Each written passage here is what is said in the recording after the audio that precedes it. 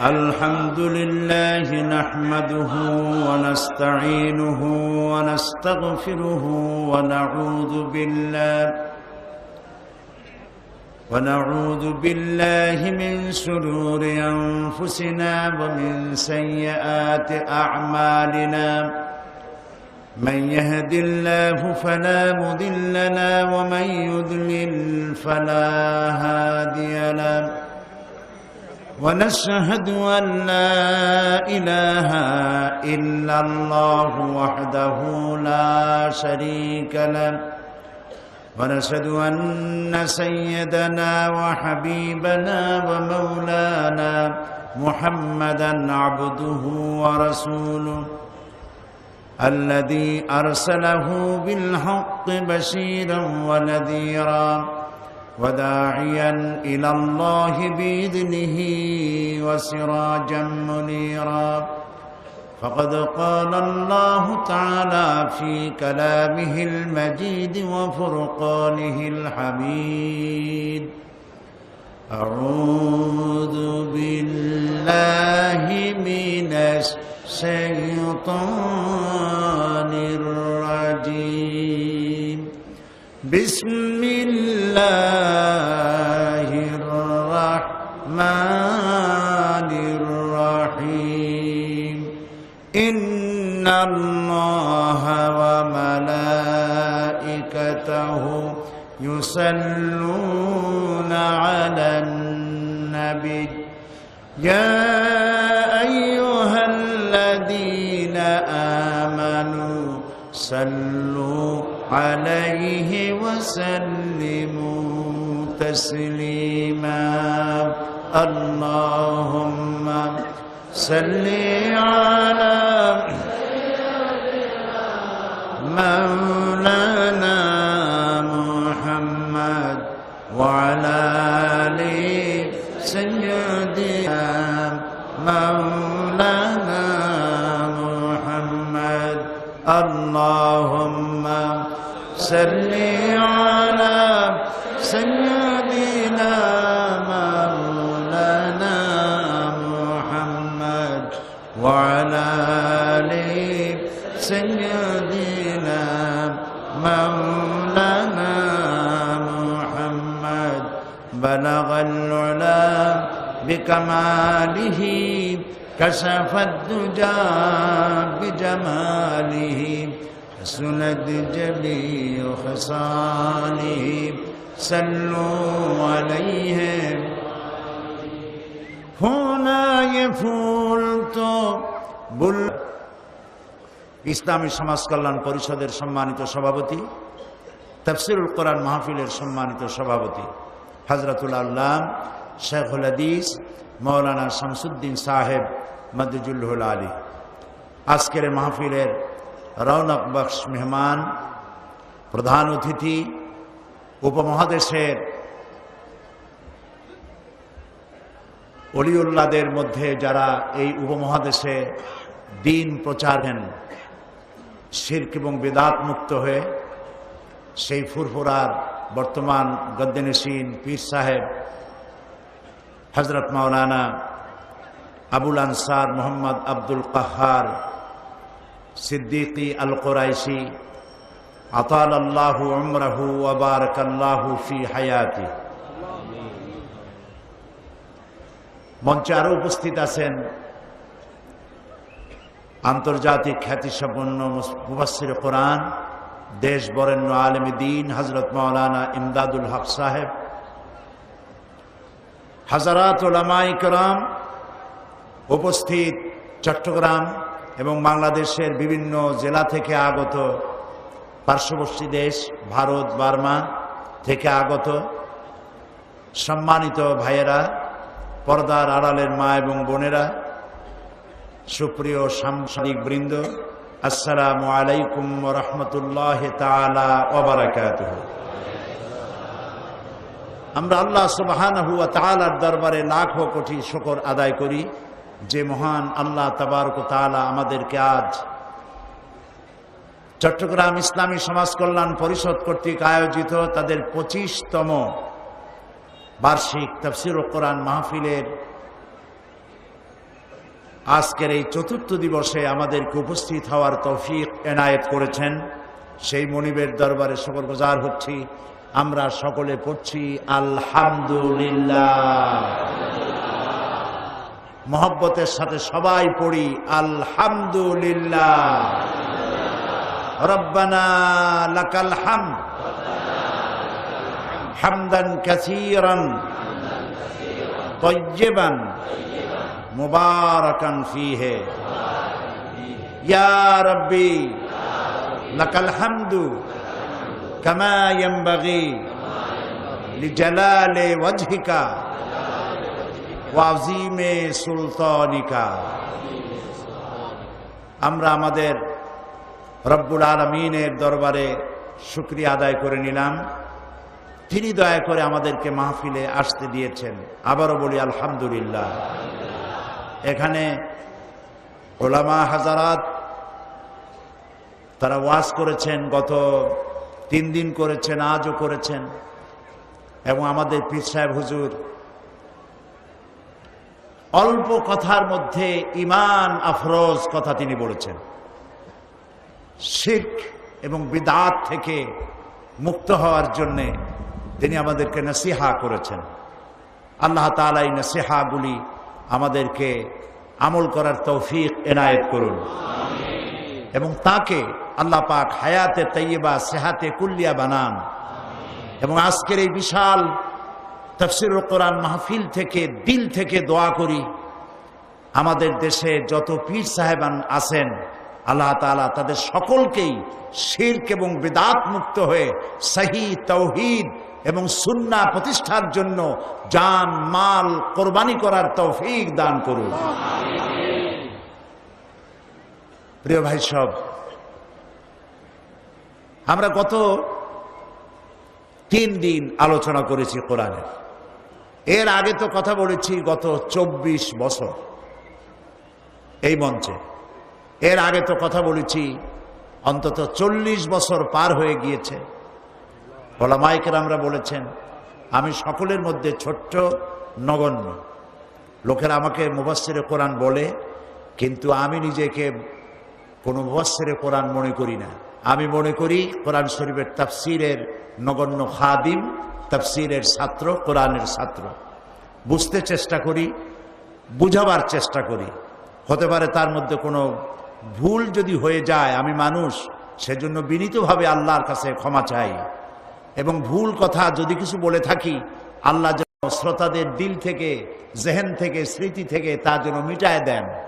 আর যে হক কথা যা আল্লাহ বলিয়েছেন তা যেন দয়া করে আমাকে আমল করার তৌফিক আগে দেন, এবং তারপরে যারা শুনেছেন তাদেরকেও যেন আল্লাহ তাআলা আমলের তৌফিক এনায়েত করেন।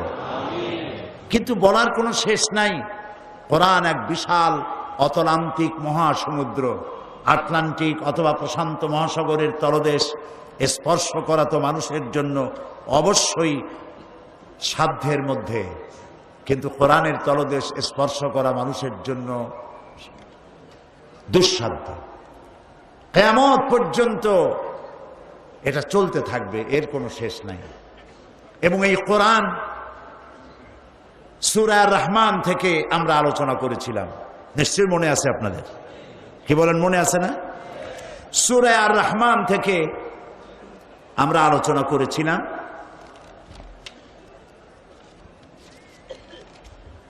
কিন্তু শেষ করা তো সম্ভব নয়। বিশেষ করে আর রহমানের ব্যাখ্যা আমি দিতে পারি নাই, কোরআনের মধ্যেই হারায় গিয়েছি। আসুন তেলাওয়াত করি, শয়তানের ওয়াসওয়াসা থেকে আল্লাহর কাছে পানা চেয়ে নিয়ে শুরু করি। পড়েন, আউযু বিল্লাহি মিনাশ শাইতানির রাজীম, বিসমিল্লাহির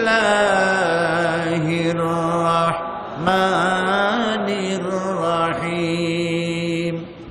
আর রাহমানু আল্লামাল কুরআন খালাকাল ইনসানা আল্লামাহুল বায়ান। সাদাকাল্লাহুল আযীম। কি মধুর বাণী আল্লাহ তাআলা। প্রথম দিনই বলেছিলাম যে আল্লাহ তাআলা এই পৃথিবীর মানব গোষ্ঠীকে যত দয়া করেছেন, কোরআন নাজিল করে দিয়ে শ্রেষ্ঠ দয়ার প্রমাণ দিয়েছেন। তার দয়ার, তার অনুগ্রহের শ্রেষ্ঠ প্রমাণ যে কোরআনের মতো একখানা কিতাব তিনি আমাদেরকে দান করেছেন। সুবহানাল্লাহ।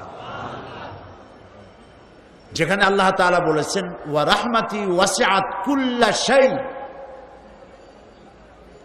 আল্লাহ পাক বলছেন আমার রহমত দিয়ে গোটা সৃষ্টি জগৎকে পরিব্যাপ্ত করে রেখেছি, এবং আমার গজব এবং আমার রহমত প্রতিযোগিতা করছিল। সেই প্রতিযোগিতায় গজব হেরে গেছে, রহমত আগে চলে গিয়েছে। আল্লাহ তাআলা যে রহমত করেছেন বিশ্ববাসীর জন্য, সেই রহমতের বড় প্রমাণ হচ্ছে কোরআন নাজিল করে দেওয়া। এই রহমানের যে ব্যাখ্যা প্রয়োজন ছিল, প্রয়োজনীয় ব্যাখ্যা দিতে পারিনি। আল্লামাল কোরআনের মধ্যে আমি প্রবেশ করে গিয়েছি, এবং কোরআনে কারীমের আল্লাহ যে কোরআন শিক্ষা দিলেন, সেই কোরআনটা কি? এটা যে তাবিজের কিতাব নয়, এটা যে তদবিরের কিতাব নয়।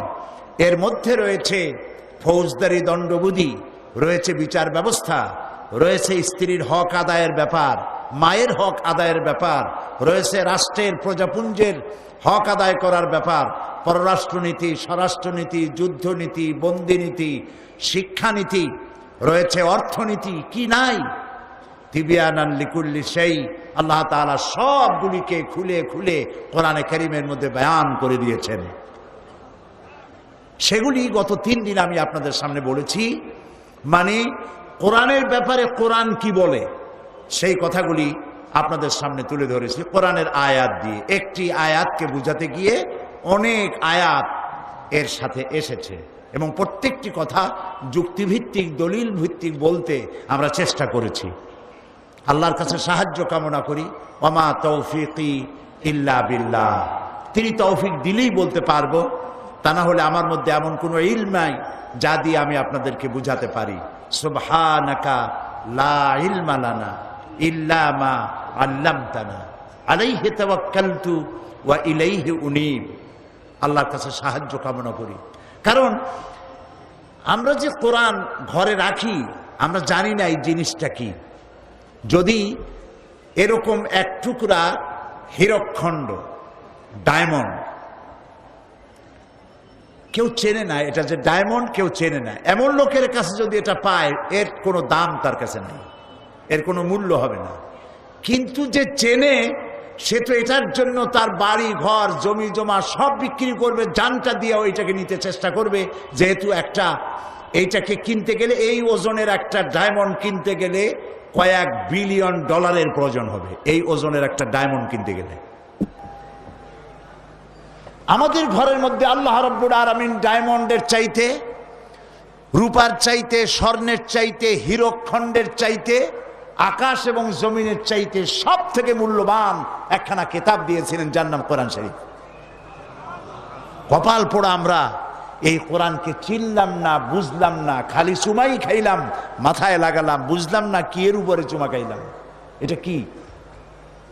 এই কোরআনের কাছে যখন মানুষ আসে বোঝার জন্য, কোরআনের কাছে যখন আসে, কোরআন, আমি কথাগুলি আরো বলেছি, যদি জিরো আসে কোরআন হিরো বানায় দেয়, আর হিরোরা এসে যদি বেয়াদবি করে, আল্লাহ জিরো বানাইয়া জেলখানায় ঢুকায় দেয়। ঠিক না? এ হচ্ছে সেই কোরআন শরীফ। বুঝতে চেষ্টা করি নেই। সবার বাড়ি কোরআন শরীফ আছে। আমি যদি এখন প্রশ্ন করি কার বাড়িতে কোরআন শরীফ নাই, হাত তুলে দেখান। হাত কি উঠবে একখানো? হাত কি একখানো উঠবে? উঠবে না। কিন্তু যদি জিজ্ঞেস করি সূরা ফাতিহার অর্থ কি, কে কে জানেন? হাত তোলেন। হাত কি তখন বেশি উঠবে না কম উঠবে? সেই জন্য হাত উঠাইতে বললাম না। কোরআন এসেছিল বোঝার জন্য, বুঝি নেই। একটুখানি যদি চিন্তা করি যে ওমর রাদিয়াল্লাহু তাআলা আনহু কত বড় জাহিল, কত বড় মূর্খ হইলে পরে আল্লাহর নবীরে হত্যা করতে আসছে। আরে সেই হযরত ওমর যখন কোরআন তেলাওয়াত শুনলেন, বিষে ধরলো, এমন ধরলো, আর তার মাকাম আল্লাহ এমন জায়গায় পৌঁছায় দিলেন নবী করিম সাল্লাল্লাহু আলাইহি ওয়াসাল্লাম বললেন, লা নবিয়্যা বা'দি ওয়ালা রাসূলা, আমার পরে নবীও হবে না, রাসূলও হবে না। তবে একটি কথা আছে, আমার পরে যদি আল্লাহ নবী কাউকে বানাতেন লাকানা ওমর, ওমর নবী হয়ে যাইতেন। সুবহানাল্লাহ কইতে ইচ্ছা করে না? কোথা থেকে কোথায় চলে গেছে। হযরত ওমর রাদিয়াল্লাহু তাআলা আনহুর এই ব্যাপারটি এই মাহফিলে আমি আরো একবার বলেছিলাম, আজকে আবার স্মরণের জন্য বলি। তিনি আমিরুল মুমিনিন, খলিফাতুল মুসলিমিন, দেশ পরিচালনা করছেন, দ্বিতীয় খলিফা। হযরত আলী রাদিয়াল্লাহু তাআলা আনহু তিনি রাতের বেলায় স্বপ্ন দেখছেন যেন তিনি মসজিদে নববীতে নবী করিম সাল্লাল্লাহু আলাইহি সাল্লামের পেছনে তার ইমামতিতে নামাজ আদায় করছেন। স্বপ্ন। নবী করিম সাল্লাল্লাহু আলাইহি ওয়াসাল্লাম নামাজ শেষ করে সালাম ফিরিয়ে মুক্তাদির দিকে ফিরে বসেছেন এবং দোয়া পড়তেছেন। হযরত আলী মাসনুন দোয়াগুলি পড়ে বেরিয়ে গেছেন। মসজিদের দরজা থেকে বেরিয়ে গিয়ে দেখেন এক বুড়ি দাঁড়ানো, হাতে একটা পাত্র। বুড়ি কাছে এসে বলছে, আলী আবার ভেতরে যাও, এই পাত্রের মধ্যে যত খোরমা দেখতে পাও এই খোরমাগুলি আমার বাগানে, নতুন বাগান, তুমি একটু ভিতরে নিয়ে যাও। রাসূলুল্লাহকে বলো তিনি যেন নিজে খান আর সাহাবায়ে কেরামদের মধ্যে যেন ভাগ করে দেন। রাসূলুল্লাহ আমার বাগানের খোরমায় হাত দিলে আমার বাগানে খোরমায় আল্লাহ বরকত দিবে। হযরত আলী ভিতরে চলে গেলেন, নবী করিম সাল্লাল্লাহু আলাইহি ওয়াসাল্লামকে ঘটনা শোনালেন। নবী করিম সাল্লাল্লাহু আলাইহি ওয়াসাল্লাম পাত্রের ভেতর থেকে একটি খোরমা তুলে নিয়ে হযরত আলীর মুখের মধ্যে দিয়ে দিলেন। হযরত আলী রাসূলের দেওয়া খোরমা চিবোচ্ছেন, এমন সময় তার কানে মসজিদে নববীর আজানের আওয়াজ চলে গেল, আসসালাতু খায়রুম মিনান নাওম। ঘুম ভেঙে গেল। ঘুম ভেঙেছে ঠিক, কিন্তু হযরত আলীর মুখের ভিতরে রাসূলের দেওয়া খোরমার স্বাদ তখনও ছিল। ওযু করে তড়িঘড়ি করে মসজিদে নববীতে প্রবেশ করে দেখেন ইমামতির জায়গায় কে দাঁড়ানো? হযরত ওমর দাঁড়ানো। নামাজ শেষ করে তিনি পিছনে ফিরেছেন। হযরতে আলী রাদিয়াল্লাহু তাআলা আনহু তিনি মাসনুন দোয়াগুলি শেষ করে বেরিয়ে গেছেন। দরজা থেকে বেরিয়ে দেখেন এক বুড়ি, হাতে এক পাত্র। বুড়ি এসে বলছে, আলী আবার ঢোকো ভেতরে, এগুলি আমার বাগানের খোরমা, আমিরুল মুমিনিনকে দাও, তিনি খাবেন এবং সাহাবায়ে কেরামদের মধ্যে দিবেন, আমার নতুন বাগানে খোরমায় আল্লাহ বরকত দিবে। হযরত আলী দেখেন স্বপ্নে যা দেখছিলাম তা তো বাস্তব হচ্ছে, ভেতরে চলে গেলেন। হযরত ওমর রাদিয়াল্লাহু তাআলা আনহুকে পাত্রটি দিয়ে ঘটনা বললেন। হযরত ওমর পাত্র বাম হাতে নিয়ে ডান হাতে একটা খোরমা উঠাইয়া হযরত আলীর মুখের মধ্যে দিয়ে দিলেন। হযরত আলী খোরমা খেতে গিয়ে দেখলেন অন্যান্য খোরমার চাইতে এটা তো স্বাদ খুবই ভালো। তিনি বললেন, ইয়া ওমর জিদনি তামরাতান উখরা, তুমি আমারে আরেকটা খোরমা দাও, খুব মজা লাগতেছে, আমারে যদি দুই একটা বেশি দাও কারো ভাগে কম পড়বে না, পাত্র ভরা খোরমা, দাও না একটা বেশি। হযরত ওমর রাদিয়াল্লাহু তাআলা আনহু বললেন, ইয়া আলী লাউ আন্না রাসূলুল্লাহ সাল্লাল্লাহু আলাইহি ওয়াসাল্লাম যাদাক লাজিদনাক। হে আলী, স্বপ্নের ভিতরে রাসূলুল্লাহ যদি তোমার একটার বেশি খোরমা দিতেন, আমিও তোমার একটার বেশি খোরমা দিতাম। হযরত আলীর চোখ এত বড় হয়ে গেছে, কয় কি স্বপ্নে দেখলাম আমি? হযরত আলী বলছেন, ইয়া ওমর আমহিয়া রুইয়া রাআইতাহা আমহিয়া গায়বুন আমিত্তালাত আলাই। হে ওমর, এটা কি স্বপ্ন যা তুমি স্বপ্ন দেখে আমাকে বলছো, না গায়েব থেকে তোমাকে জানানো হয়েছে? তুমি কেমনে জানলে যে রাসূলুল্লাহ স্বপ্নে আমার একটা খোরমা দিয়েছিলেন? হযরত ওমর রাদিয়াল্লাহু তাআলা আনহু বলছেন, ওয়াল্লাহি মা হিয়া রুইয়া ওয়ালা গায়ব। হে আলী, আল্লাহর কসম, এটা স্বপ্নও নয়, এটা গায়েব থেকেও আমাকে জানানো হয়নি। মূল বিষয়টা হলো ওয়ালাকিন্নাল মুমিনা ইযা আখলাসা কলবাহু ইয়ারা বিনুরিল্লাহ। মূল কথা হলো একটি মানুষ যখন পা থেকে মাথা পর্যন্ত আল্লাহর জন্য হয়ে যায় তখন সে আল্লাহর সাহায্যই দেখতে পায়। হযরত ওমর রাদিয়াল্লাহু তাআলা আনহু কোথায় ছিলেন আর আল্লাহ তাকে কোথায় উঠায় দিলেন? এই কোরআনের বরকতে। সুবহানাল্লাহ বলুন। এই কোরআনের বরকতে। সেই কোরআন আমাদের প্রত্যেকের ঘরে আছে, কিন্তু কোরআন থেকে কিছুই নিতে পারলাম না। আরে কিছুই নিতে পারলাম না। সম্মানিত ভাইয়েরা, আমি কোরআনে কারিমের এই আলোচনাগুলি গতকাল বা গত 3 দিন কোরআনের ব্যাপারে আল্লাহ কি বলেছেন সেই কথাগুলি আপনাদের সামনে তুলে ধরেছি। আজকে বলবো আল্লাহ তাআলা যে বলছেন আল্লাহ আল্লামাল কোরআন, আর রহমানু আল্লামাল কোরআন, তিনি দয়াবান মেহেরবান, যার জন্য তিনি কোরআন তোমাদেরকে শিখাইছেন। সুবহানাল্লাহ, মুহাব্বতের সাথে বলি সুবহানাল্লাহ। তিনি তোমাদেরকে কোরআন শিখিয়েছেন।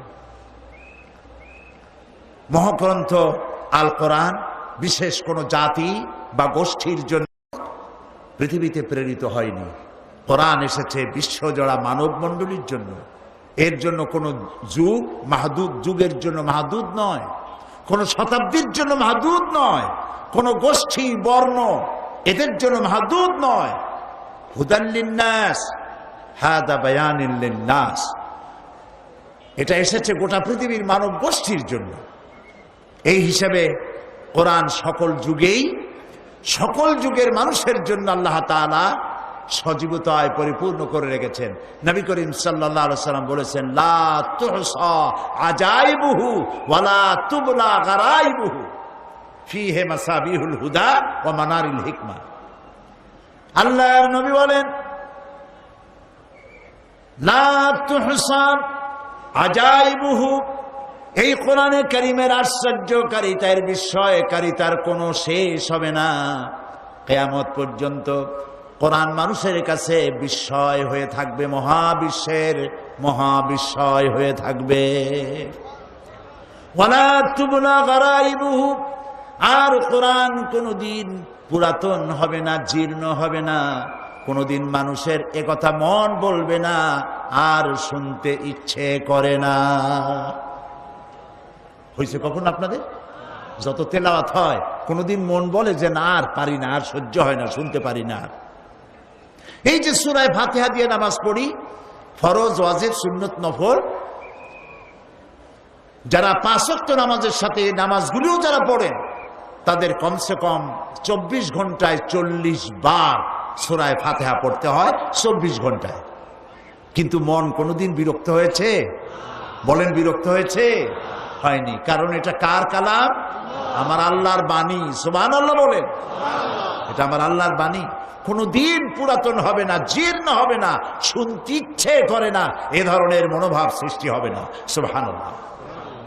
ফিহি মাসাবিহুল হুদা, এটা হচ্ছে হেদায়েতের মশাল। কোরআন হচ্ছে হেদায়েতের মশাল। পীর সাহেব হুজুর খুব সুন্দর কথা বলেছেন। পীর সাহেব যা বললেন সেটাই মানতে হবে, এটি হচ্ছে গোমরাহি। পীর সাহেবের ওই কথাই মানতে হবে যে কথা কোরআন এবং হাদিস অনুযায়ী হয়। এর বাইরে কোনো কথা মানবো না। যা কোরআনে নাই, যা হাদিসে নাই, তা মানি না, মানি না, মানি না। এর নাম ঈমান। এর নাম কি? ঈমান।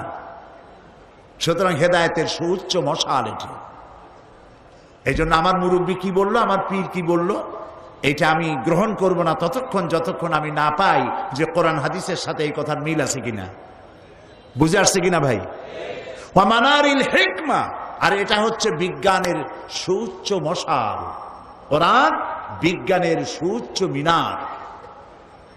বিজ্ঞান এর আবিষ্কার যত বাড়বে, মানুষেরা মনে করে কোরআন হয়েছে পুরাণ আর বিজ্ঞান হচ্ছে মডার্ন, আধুনিক।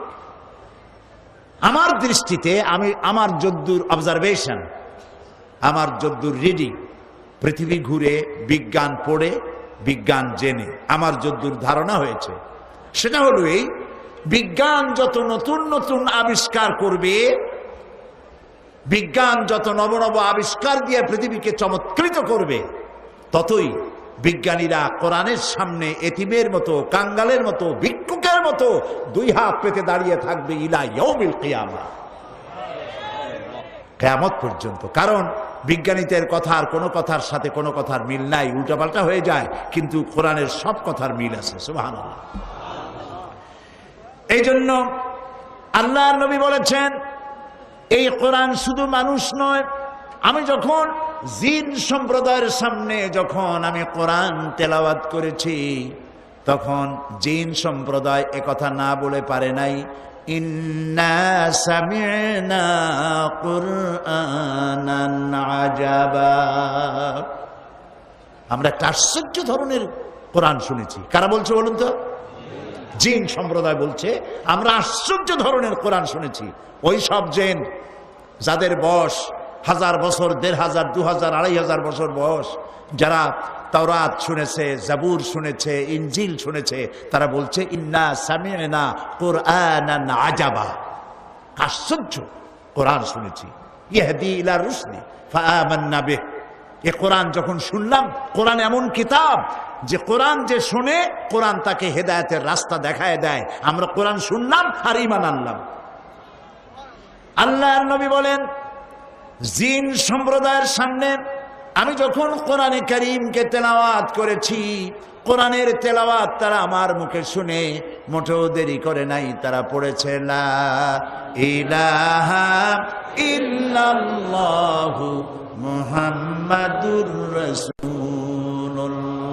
জোরে পড়েন লা ইলাহা ইল্লাল্লাহ, লা ইলাহা ইল্লাল্লাহ, লা ইলাহা লা ইলাহা ইল্লাল্লাহু মুহাম্মাদুর রাসূলুল্লাহ। নবী করিম সাল্লাল্লাহু আলাইহি ওয়াসাল্লাম বলেছেন, মান ক্বালা বিহি সাদাকা, এই কোরআন দিয়ে যে কথা বলে সেই সত্য কথা বলে। সুবহানাল্লাহ বলবেন না? কোরআন দিয়ে যে কথা বলে, কোরআনের রেফারেন্স দিয়ে যে কথা বলে, সেই কি কথা বলে? সত্য কথা বলে। কারণ এই কোরআন এসেছে কার কাছ থেকে? ওয়ামান আসদাকু মিনাল্লাহি কিলা, আল্লাহর চাইতে সত্যবাদী আর কি কেউ আছে? আর কি কেউ আছে? সুতরাং তার কথাই বিশ্বাস করো। রাসূলুল্লাহ বলেছেন, মান ক্বালা বিহি সাদাকা, কোরআন দিয়ে যে কথা বলে সেই সত্য কথা বলে, তার কথাই শোনো। আমরা তো তা শুনি না। কোথার নেতা, কোথার কি এসে দাঁড়ায় বললো, ভাইয়ের আমার, বোনের আমার, মানুষ সব শুনলো আর মানলো, দৌড়াইলো আর মরলো। এই জন্য কথা শুনতে হবে ওই সব মানুষদের যারা কোরআনের রেফারেন্স দিয়ে কথা বলেন। কোরআনে কি আছে, সেই হাদিসে কি আছে, যারা কোরআন দিয়ে কথা বলে সত্য কথা বলে।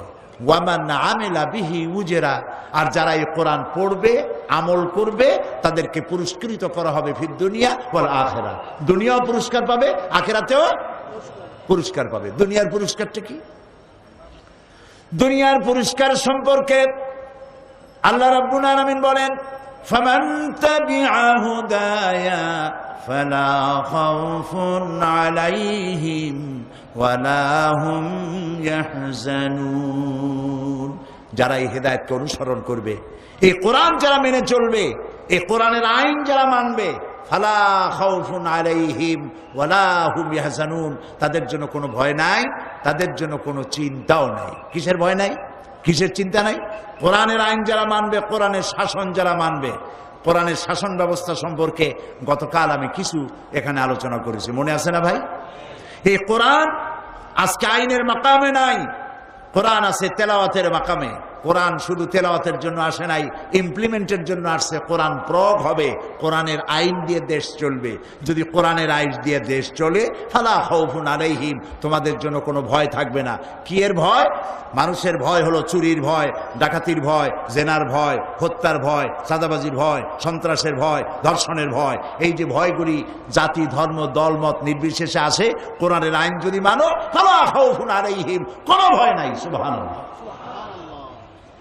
ওয়ালা হুম ইয়াহজানুন, আর কোরআনের আইন মেনে যদি চলো, তাহলে কোনো চিন্তাও থাকবে না। কি এর চিন্তা থাকবে না? মানুষের সাধারণত চিন্তা হয় খাওয়া, পড়া, শিক্ষা, চিকিৎসা, বাসস্থান, মানুষের ফান্ডামেন্টাল রাইটস, এই মৌলিক অধিকারের গ্যারান্টি দেয় কোরআন। যদি কোরআনের আইন মানো, দেশে যদি কোরআন দিয়ে দেশ শাসন করা হয়, তাহলে এখানে দুনিয়ায় পাবে শান্তি, আখিরাতে পাবে জাহান্নাম থেকে মুক্তি। এটা হলো পৃথিবীর শান্তি, আল্লাহ তাআলা দিবেন যদি কোরআন মানে। আর যদি কোরআন মেনে জীবন চালাও, তাহলে পরকালেও শান্তি আছে। পরকালে কি আছে? এই ব্যাপারে আল্লাহ রাব্বুল আলামিন নবী বলেন, মান ক্বারাআল কুরআনা ফাস্তাজহারাহু ফাহাল্লা হালালাহু ওয়া হাররামা হারামাহু আদখালাহুল্লাহুল জান্নাহ। যে ব্যক্তি কোরআন পড়বে আর কোরআন বুঝে আমল করবে, হালালকে হালাল জেনে চলবে, হারামকে হারাম জেনে চলবে, আর কোরআন প্রতিষ্ঠার আন্দোলনে ঝাঁপিয়ে পড়বে, আল্লাহ রাব্বুল আলামিন বলেন কিয়ামতের দিন আল্লাহর নবী বলেন তাকে আল্লাহ তাআলা জান্নাতে প্রবেশ করাবেন, তারা জান্নাত দিবেন এবং তাকে বোনাস দেওয়া হবে। ওয়াসাফাহু ফি আশারাতিন মিন আহলি বাইতিহি কুল্লুহুম কাদ ওয়াজাবাত লাহুন নার। অর্থাৎ তাকে বলা হবে তুমি একাই জান্নাতে যেও না, তোমার আত্মীয় স্বজনের মধ্য থেকে এমন 10 জন সম্পর্কে আমার কাছে সুপারিশ করো যেই 10 জনের হিসাবের পরে জাহান্নাম ওয়াজিব হয়ে গিয়েছিল, এমন 10 জনকে তোমার সুপারিশ অনুযায়ী তাদেরকে জাহান্নাম থেকে মুক্ত করে জান্নাতে প্রবেশ করানো হবে। ওয়ামান আমিলা বিহি উজরা ওয়ামান হাকামা বিহি আদালা। আর এই কোরআন থেকে যারা বিচার ফয়সালা করবে তারাই করবে সঠিক বিচার, সঠিক ফয়সালা। কোরআনের বিচার যদি আমাদের দেশে চালু হতো, সন্ত্রাস বাড়তো না, দুর্নীতি বাড়তো না, জেনাবে বিচার বাড়তো না। কথা ঠিক কিনা বলুন, কথা ঠিক কিনা? কোরআনের আল্লাহর বিচারের চাইতে সহি বিশুদ্ধ বিচার কি কারো হতে পারে? পারে না। আমরা এখনো আমাদের দেশে ব্রিটিশের তৈরি করা আইন দিয়ে আমরা আমাদের সেই বিচার পদ্ধতি আমাদের কোর্ট কাছারি আদালতে চালু আছে। এই মানুষের তৈরি করা বিচার ফয়সালাকে তুলে দিয়ে কোরআনের বিচার ফয়সালা প্রতিষ্ঠা যেদিন করা যাবে সেদিনই আসবে মানুষের জন্য প্রকৃতপক্ষের শান্তি এবং কল্যাণ। ওয়ামান দা ইলাইহি হুদিয়া ইলা সিরাতিল মুস্তাকিম। আর এই কোরআনের পথে যে ডাক দেয় সেটাই হলো সঠিক ডাক, এবং সেই পথেই মানুষ যদি চলতে পারে তাহলে সেই পথেই পাবে আল্লাহর কাছে নাজাত। কোরআনের ব্যাপারে রাসূল করিম সাল্লাল্লাহু আলাইহি ওয়াসাল্লাম কি বলেন সেটাই আমি বলতেছিলাম। আন ইবনে উমর রাদিয়াল্লাহু তাআলা আনহুমা قال قال رسول الله صلى الله عليه وسلم لا حسد الا على اثنين। হযরত ইবনে উমর রাদিয়াল্লাহু তাআলা আনহু বলছেন, দুই ব্যক্তি ছাড়া কারো সাথে ঈর্ষা করা যায় না, প্রতিযোগিতা করা যায় না। সে দুই ব্যক্তিকে, এক ব্যক্তি হচ্ছে রাজুলুন আতাহুল্লাহুল কুরআনা ফাহুয়া ইয়াকুমু বিহি আনা আল-লাইলি ওয়া আনা আন-নাহার। আল্লাহ যাকে কোরআনের ইলম দিয়েছেন এবং সেই কোরআনের ইলম দিয়ে নিজেকে প্রস্তুত করেছে, এই কোরআনের দাওয়াত মানুষকে দেয় এবং কোরআন প্রতিষ্ঠার আন্দোলনে নিজেকে শরীক করেছে, তার সাথে হাসাদ করা যায় যে আমি ওর মতো হইলাম না কেন, ওর মতো আমার হওয়া উচিত। আরেক ব্যক্তি হচ্ছে ওয়ারাজুলুন আতাহুল্লাহু মালান ফাহুয়া ইউনফিকু মিনহু আনা আল-লাইল ওয়া আনা আন-নাহার।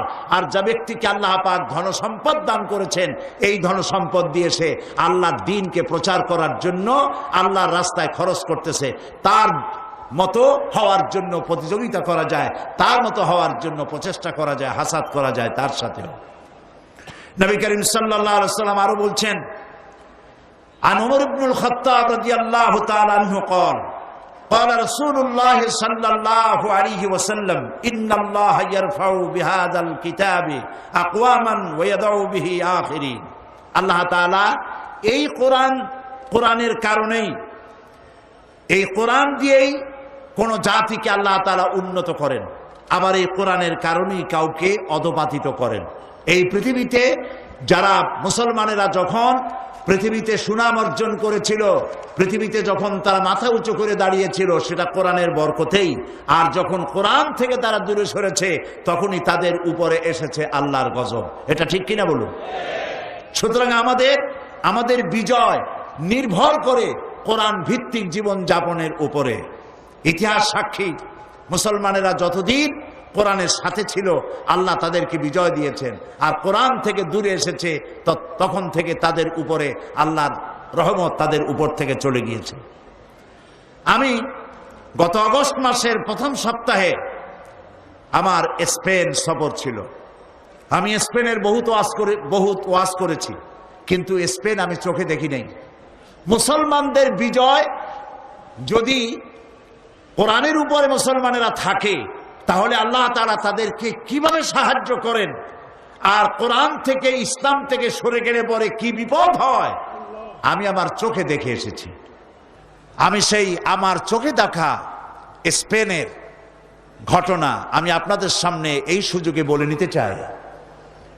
711 খ্রিস্টাব্দ থেকে 1492 খ্রিস্টাব্দ পর্যন্ত সুদীর্ঘ 800 বছর আমরা শাসন করেছি স্পেন, পর্তুগাল এবং ফ্রান্স। মুসলমানেরা যখন ভোগবিলাসে মাতোয়ারা হয়ে গেল তখন তারা স্পেন ছাড়তে বাধ্য হলো। মৃত্যু, ধ্বংসস্তূপ এবং ধর্মান্তর হওয়ার শিকার হয়ে গেল তারা। তাদের মসজিদ সমূহ বিরান হয়ে গেল, মসজিদগুলো থিয়েটার হয়ে গেল, শরাবখানায় পরিণত হয়ে গেল। দীর্ঘ 500 বছর পর মুসলমানেরা স্পেন ছাড়ার 500 বছর পর গ্রানাডায় একটি মসজিদ তৈরি করা হলো। সেই মসজিদে মুসলমানদের, স্পেনে মুসলমানদের পরাজয়ের 500 বছর পর প্রথম যে আজান উঠলো যে মসজিদে, সেই মসজিদে আমার দাওয়াত হলো। সেই উপলক্ষে আমি সেখানে গেলাম এবং ইতিহাসের কথা আমার মনে পড়ল। গত আগস্ট মাসের 4 তারিখে ছিল আমার স্পেন সফর। আমরা ইতিহাস থেকে জানি যে 711 খ্রিস্টাব্দে আফ্রিকার বিরাট অঞ্চল দখল করে উমাইয়া শাসকদের প্রধান সেনাপতি তারেক বিন জিয়াদ, তিনি ভূমধ্য সাগরের মধ্য দিয়ে পালতোলা জাহাজে পার হয়ে গেলেন। ভূমধ্য সাগর পাড়ি দিয়ে স্পেনের তটরেখায় গিয়ে পৌঁছলেন, যেটাকে বলা হয় জিব্রাল্টার। তারা বলে আসলে নামটা হলো জাবালুত তারেক। আমরা ইতিহাস থেকে জানতে পারি যে নবী করিম সাল্লাল্লাহু আলাইহি ওয়াসাল্লামের ইন্তেকালের 70 বছর যেতে না যেতে মুসা বিন নুসাইর জয় করেন গোটা আরব ভূখণ্ড এবং মোহাম্মদ বিন কাসিম জয় করেন সিন্ধু, ভারতের সিন্ধু দখল করলেন তিনি। এরপরে কুতাইবা ইবনে মুসা ইবনে মুসলিম তিনি জয় করেন গোটা এশিয়া, এশিয়ার বিস্তীর্ণ অঞ্চল, আরব, এশিয়া, আফ্রিকা এবং ইউরোপের স্পেন পর্যন্ত চলে গেল মুসলমানদের এই বিশাল বাহিনী। প্রিয় ভাই সব, জাবালুত তারেক পার হয়ে উমাইয়াদের সেনাপতি যখন স্পেনে পৌঁছে গেলেন, তিনি সাথীদেরকে বললেন জাহাজগুলো টেনে কুলে উঠাও। জাহাজগুলো টেনে কুলে উঠানো হলো। তার সেই ভাষণ আরবি সাহিত্যে স্বর্ণাক্ষরে লেখা থাকবে। তিনি বললেন আইয়ুহাল ইখওয়ান আল বাহরু মিন ওয়ারাইকুম ওয়াল আদুবু আমামাকুম ফাইনাল মাফার। জাহাজগুলি তো সব পুড়িয়ে দেওয়া হলো, এখন তোমরা যাবে কোথায়? পেছনে ক্ষুধার্ত সমুদ্র আর সামনে রয়েছে রণারিক বাহিনী, দুর্ধর্ষ বাহিনী। আমরা ইউরোপ থেকে ফিরে যাওয়ার জন্য আসি নাই, হয় ইসলামের পতাকা উড়াবো, না হয় দুনিয়া থেকে বিদায় হয়ে যাব। সেনাবাহিনী রাজি হয়ে গেল, শুরু হয়ে গেল যুদ্ধ এবং এই যুদ্ধে আল্লাহ রাব্বুল আলামিন মুসলমানদেরকে বিজয় দান করলেন। পুরা স্পেন দখল হলো, পর্তুগাল দখল হলো, পুরা ফ্রান্স দখল হয়ে গেল মুসলমানদের। মুসলমানেরা সেখানে স্কুল, কলেজ, বিশ্ববিদ্যালয়, মাদ্রাসা ইত্যাদি তৈরি করলেন। সেখানে বড় বড় মুফাসসির তৈরি হয়ে গেলেন। আল্লামা কুরতুবির মতো মানুষ, কর্ডোবায় বাড়ি ছিল, সেজন্য কুরতুবি বলা হয়। তাফসীর প্রেমিক আলেমদের কাছে তাফসীরে কুরতুবি 1000 বছর পরে আজও প্রিয়।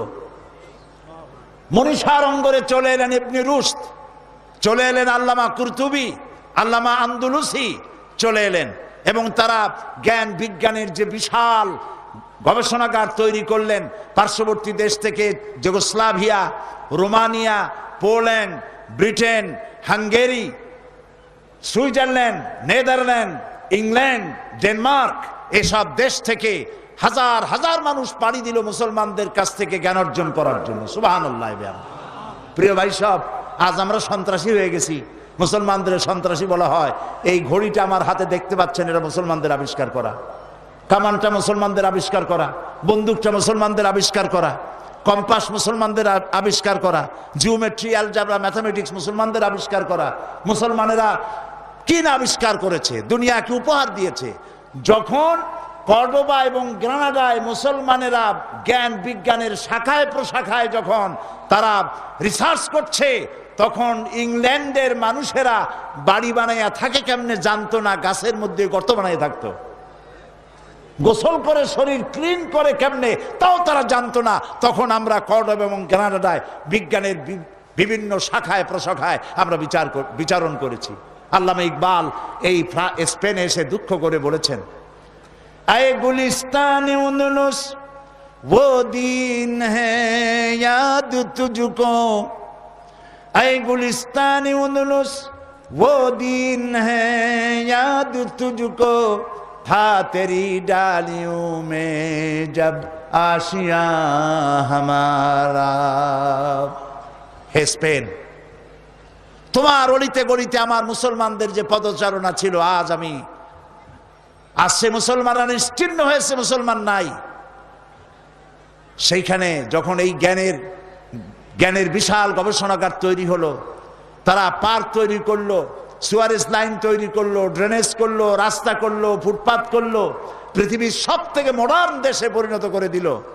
সেইখানে শুরু হয়ে গেল 800 বছর রাজত্ব করার পর গজবটা কেন এলো তাও চোখে দেখে এলাম। তারেক বিন জিয়াদ যে মসজিদ তৈরি করেছেন কর্তুবায়, কর্ডোবা বলা হয় ইংরেজিতে, আরবি নাম কর্তুবা, বিশাল মসজিদ, 1 লক্ষ লোক নামাজ পড়তে পারে সেই মসজিদের মধ্যে। আমি যখন মসজিদের মধ্যে প্রবেশ করলাম আমার সাথীদেরকে নিয়ে, যায় দেখলাম মসজিদের ভেতরে সব মূর্তি দিয়া ভরা।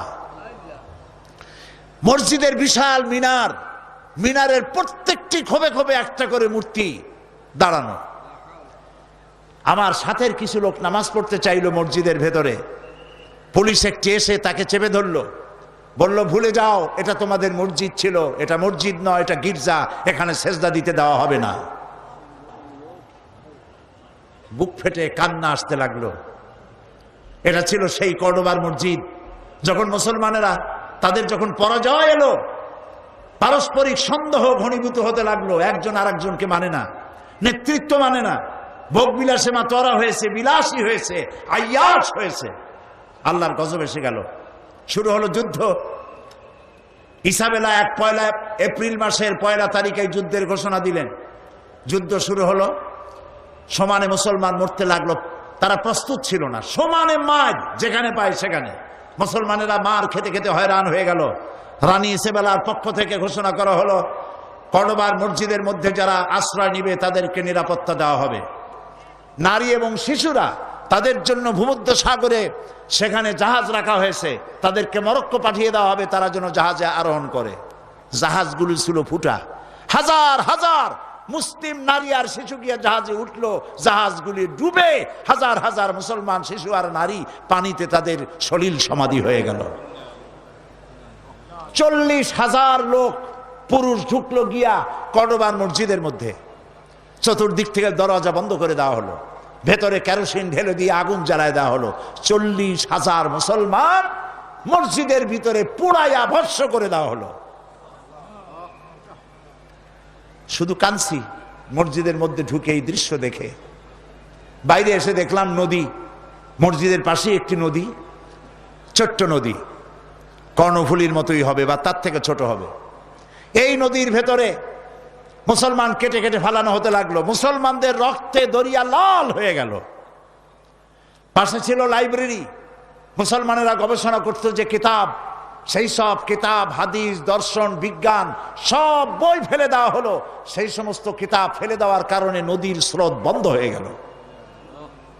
আজকে যারা সভ্যতার দাবিদার, ইউরোপ, আমেরিকা, এরা সভ্য নয়, এরা সভ্যতার দুশ্মন, যার জন্য ইরাকের 1000 বছরের সভ্যতাকে জ্বালিয়ে পুড়িয়ে লুট করে তারা শেষ করে ফেলেছে। এরা সভ্যতার দাবি করে, আসলে তারা সভ্য নয়। প্রিয় ভাই সব, যেদিন এই মুসলমানদেরকে আগুনে পোড়ায় মারা হয়, সেই দিনটা ছিল 1 এপ্রিল, এপ্রিল ফুল। আমার দেশের মুসলমানের আজ শিক্ষিত কলেজে, ইউনিভার্সিটিতে, স্কুলে শিক্ষিত মহল এপ্রিল ফুল হিসাবে 1 এপ্রিলকে উদযাপন করে থাকে, করে না? করে কিনা বলেন? ঘটনাটা এরকম যে এক লোক বাজার দিয়ে আসছে, এসে বলছে, দৌড়াচ্ছে আর বলছে, ভাই মানির মান আল্লাহই রাখে। লোকেরা জিজ্ঞেস করলো, কেন দৌড়াও আর কেমনি মানির মান আল্লাহ রাখলো? কয় যে আমি আর বাবা দুজনে গেছিলাম হাটে, লোকেরা আমার বাপেরে ধরিয়া জুতা দিয়ে এমন পিটান পিটাইলো, আমারে কিচ্ছু কয় নাই, মানির মান আল্লাহই রাখে। যেদিন মুসলমানদেরকে পোড়ানো হলো কর্ডোবার মসজিদের মধ্যে, আর মুসলিম নারী আর শিশুকে ফুটা জাহাজে উঠাইয়া ভূমধ্য সাগরে ডুবিয়ে মারা হলো, সেই দিনটা ছিল 1 এপ্রিল। সেই এপ্রিল ফুল পালন করে আমার দেশের যুব সমাজ, পালন করে তথাকথিত শিক্ষিত সমাজ। নাউযুবিল্লাহি মিন যালিক। প্রিয় ভাই সব, আমি মাদ্রিদে প্রোগ্রাম করে তাদেরকে বললাম যে এই 2 জায়গা আমাকে দেখাতেই হবে। বিশাল দেশ, আল্লাহ কত নিয়ামত সেখানে দিয়েছেন। 645 কিলোমিটার মাদ্রিদ থেকে কর্ডোবা, কর্ডোবা থেকে 280 কিলোমিটার গ্রানাডা, আর গ্রানাডা থেকে 270 কিলোমিটার হচ্ছে মাদ্রিদ। প্রায় 1300 কিলোমিটার জায়গা, ফজর থেকে নিয়ে রাত 12টা পর্যন্ত। আবার রাজধানীতে ফিরে সেই সব জায়গা দেখে এলাম। সেই মসজিদে গেলাম যেই মসজিদে আজান হয়েছে 500 বছর পর। স্পেনের মধ্যে 500 বছরের ভিতরে বাইরে কোনো আজান দেওয়ার আইন ছিল না, বন্ধ করে দেওয়া হয়েছে। মুসলমানেরা সেখানে কেস করলো, বহু মামলা করে 22 বছর মামলা করিয়া একটা ছোট্ট জায়গা পাইলো। তার পাশে আবার একটা বিশাল গির্জা, জানতে পারলাম ওইটা গির্জা না, ওটাও মুসলমানদের তৈরি করা মসজিদ ছিল, সেটারে বানাইছে তারা গির্জা। সমস্ত মসজিদগুলি শরাবখানা, থিয়েটার আর সিনেমায় পরিণত করেছে তারা।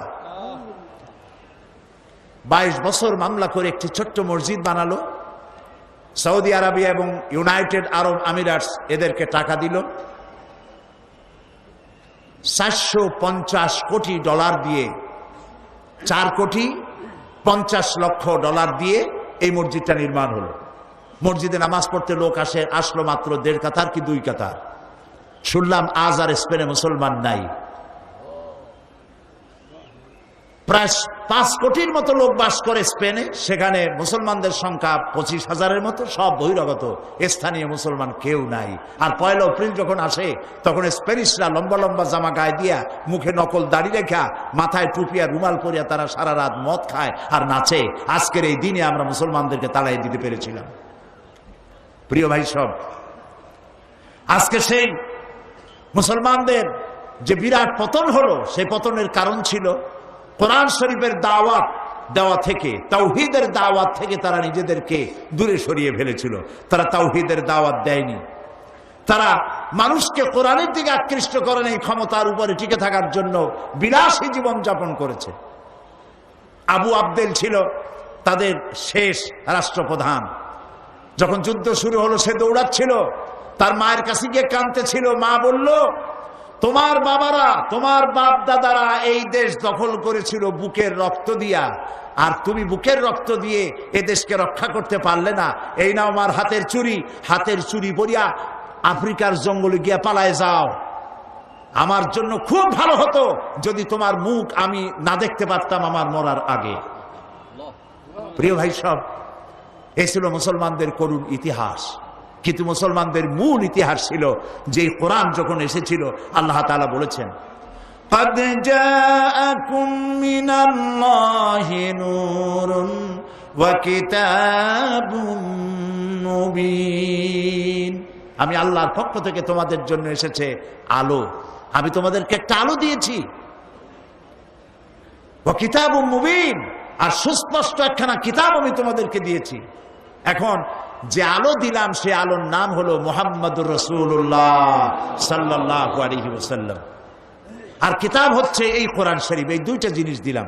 আর নবী করিম সাল্লাল্লাহু আলাইহি ওয়াসাল্লাম যখন ইন্তেকাল করেন তখন তিনি বলে গিয়েছিলেন, তারাকতু ফীকুম আমরাইন, 2টো জিনিস আমি তোমাদের জন্য রেখে গেলাম। একটা হলো কিতাবুল্লাহ, আর একটা কি? রাসূলের সুন্নাত। এই 2টি জিনিস রেখে গেলাম। এই কোরআনকে যদি তোমরা মেনে চলো, এই কোরআনের অনুসরণ অনুকরণ যদি করো, তাহলে তোমাদেরকে কেউ গোমরাহ করতে পারবে না। সুতরাং আজকে যদি পৃথিবীতে মুসলমান বেঁচে থাকতে চায় তাহলে কোরআন নিয়ে বাঁচতে হবে। যদি বাঁচতে চায় কোরআন নিয়ে বাঁচতে হবে। কোরআন ছাড়া মুসলমানদের কোনো অস্তিত্ব থাকবে না। মাছ যেমন পানি ছাড়া বাঁচতে পারে না, মুসলমান তেমন কোরআন ছাড়া বাঁচতে পারে না।